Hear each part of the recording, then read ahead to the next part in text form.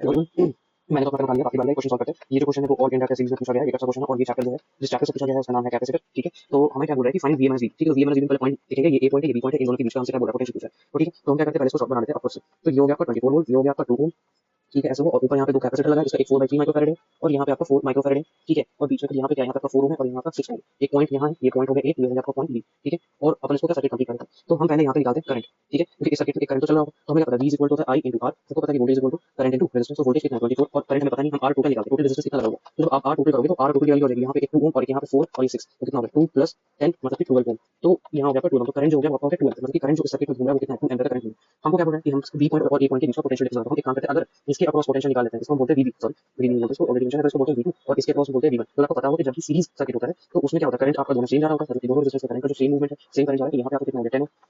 तो इसके अक्रॉस हम मान लेंगे कि वोल्टेज है V1 और इसके अक्रॉस है वोल्टेज V2। तो फिर V is directly proportional to R, मतलब कि V2 is directly proportional to R2, V1 is directly proportional to R1। तो ये प्रोपोर्शनलिटी से हट गया। तो हम कह सकते हैं कि V2 is equal to R2 upon R1 plus R2 into V total. तो इसके अक्रॉस अपना मतलब ये इसके अक्रॉस अपने को वोल्टेज मिल जाएगा। तो V2 की जो वैल्यू होगी वो 10 अपॉन 12 इंटू 24, 12 24, तो V2 कितना हो गया 20 वोल्ट हो गया, ठीक है। क्योंकि जो नेट वोल्टेज है मतलब सेल का जो वोल्टेज 24 वोल्ट है। तो हमें क्या होगा, हम इसके अक्रॉस मतलब 10 वोल्ट 10 ओम के अक्रॉस वोल्टेज मिलेगा। अब देखिए हम यहाँ पे लगाएंगे कर्चॉफ्स लॉ, क्या लगाएंगे कर्चॉफ्स लॉ। तो जब अपन कर्चॉफ्स लॉ लगाएंगे तो देखिए यहाँ पे क्या है, अपने पास एक है 4/3 माइक्रोफैरेड, और यहाँ पे अपने पास है 4 माइक्रोफैरेड, और नीचे अपने पास है 4 ओम, और इधर लगा हुआ 6 ओम। और हमसे इस पॉइंट के बीच और इस पॉइंट के बीच पूछा, और इस सर्किट में यहाँ से एक करंट आ रहा होगा 2 एम्पीयर का, क्योंकि वो पॉजिटिव लगा हुआ, इधर से जा रहा होगा, तो ऐसे करंट का मूवमेंट, ठीक है।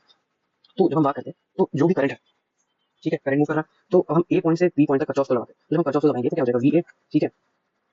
तो कर्चॉफ्स लॉ लगाने से पहले हम एक काम करते हैं कि हमें ये तो पता चल गया ना कि इसके अक्रॉस कितना 20 वोल्ट है। अब हम इसके अक्रॉस और इसके अक्रॉस वोल्टेज निकालते हैं, मतलब कि V3 और V4 निकालते हैं। तो अगर हम बात करते हैं V4 का, ठीक है, तो Q इक्वल टू क्या होता है, CV। आपको पता होगा कि जब दो कैपेसिटर सीरीज में लगे रहते हैं तो चार्ज क्या होता है, कांस्टेंट, मतलब कि V मतलब कि voltage inversely proportional to capacitance हो जाता है, ठीक है। और ये हो गया V3, तो V3 क्या हो जाएगा तुम्हारा CV, मतलब कि V4 अपॉन V3 करेंगे तो ये हो जाएगा, क्या हो जाएगा, ये हो जाएगा 4/3 अपॉन 4/3 प्लस 4, ठीक है, इंटू V टोटल, मतलब कि इसके पास कितना था, ये आपका 20 वोल्ट था, 20 वोल्ट, तो कितना होगा देखो। सो सॉल्व करो तो 4/3 और ये हो जाएगा 7/3 हो गया, सॉरी 7 नहीं, 12 प्लस ऑफ कितना हो गया, 12 प्लस 16 16 हो गया। तो ये 3 कट गया, तो कितना हो गया अपने पास आ गया 4/16 इंटू 20, तो 4 4 16 तुम्हारे कितना हो गया 5, यानी कि 5 वोल्ट आ गया, ठीक है। मतलब कि V3 के पास, मतलब कि जो हमने V3 माना है, सॉरी V4 जो माना है, हाँ, तो हमने ये इसको हटा दो यहाँ पे से, ये आ जाएगा क्योंकि हम अपन V4 निकाल रहे थे। तो जो V4 की वैल्यू आ गई, V4 की जो वैल्यू होगी 5 होगा। V4 क्या है, वोल्टेज अक्रॉस 4 ओम, मतलब कि 4 माइक्रोफैरेड के अक्रॉस। अब लगाएंगे कर्चॉफ लॉ। तो हम जब मूव करते हैं कर्चॉफ लॉ इसके डायरेक्शन में, तो यहाँ पे जो मूवमेंट होता है, तो यहाँ पे जो आपका करंट का मूवमेंट है, उस करंट मूवमेंट को देखते हैं, इसको कर्चॉफ लगाएंगे तो क्या हो जाएगा VA, ठीक है, प्लस तो Q इक्वल टू CV, तो V equal to Q by C, ठीक है।